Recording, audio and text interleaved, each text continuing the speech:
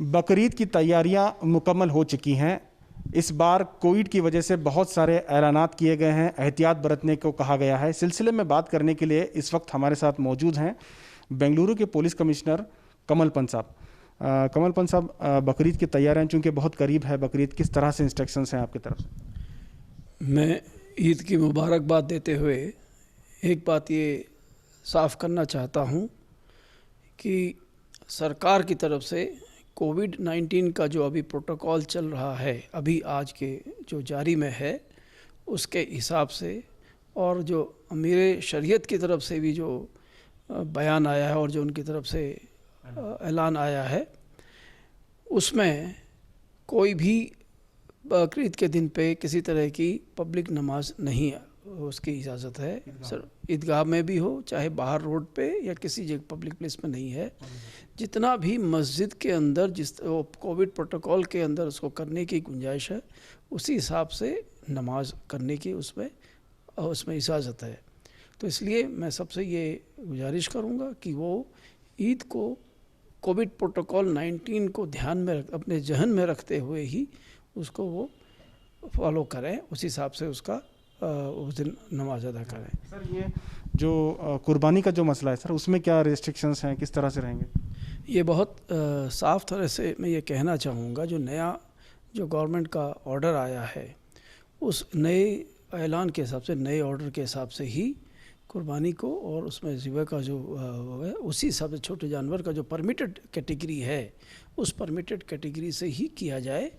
और बाकी इस तरह से अमीर शरीयत साहब ने भी अपने ऐलान में इसको साफ़ कर दिया है, इस तरह से जिसका परमिशन नहीं है उस तरह का ना करें।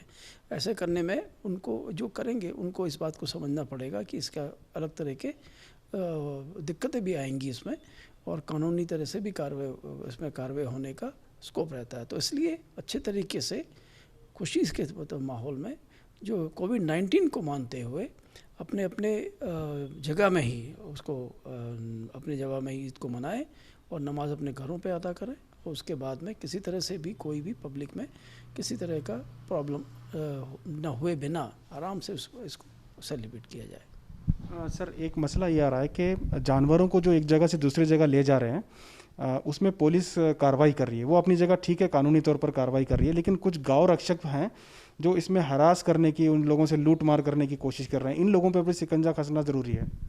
देखिए, पुलिस अपनी कार्रवाई जहाँ पर जिस कानून के हिसाब से है, अगर कोई क्रुएल्टी ऑफ एनिमल का है प्रोविज़न है, या इस ऐलान का कोई भी वो किसी तरह से भी अगर कोई उसकी खिलाफत करता है, उसको कानून को तोड़ता है, तो उस तरह से पुलिस उसमें कानूनी कार्रवाई करती है। हमारा मकसद अमन चैन को बनाए रखना है और हम अमन चैन को बनाएंगे, उसको रख ले। बेंगलोर पुलिस पूरी तरह से मुस्तैद है, मैं आपको भरोसा देता हूँ।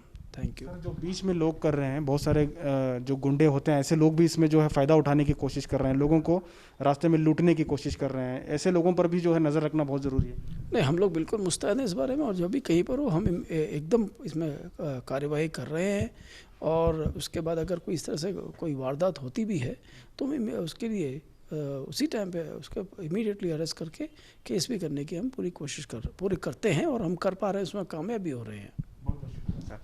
ये थे कमल पंत साहब। इनका साफ साफ कहना है कि हुकूमत के गाइडलाइन के मुताबिक इस बार ईद मनानी चाहिए, और साथ में जो कुर्बानी का जो मसला है उसमें हुकूमत की जानिब से जो जानवरों को इजाज़त दी गई है उन्हीं जानवरों को ज़बह किया जाए। और साथ ही साथ इन्होंने ये भी भरोसा दिलाया है कि अगर कोई गैर कानूनी तौर पर हरास करता है जानवरों को एक जगह से दूसरी जगह ले जाने वक्त में, ऐसे लोगों पर भी पुलिस जो है कार्रवाई करने के लिए तैयार है।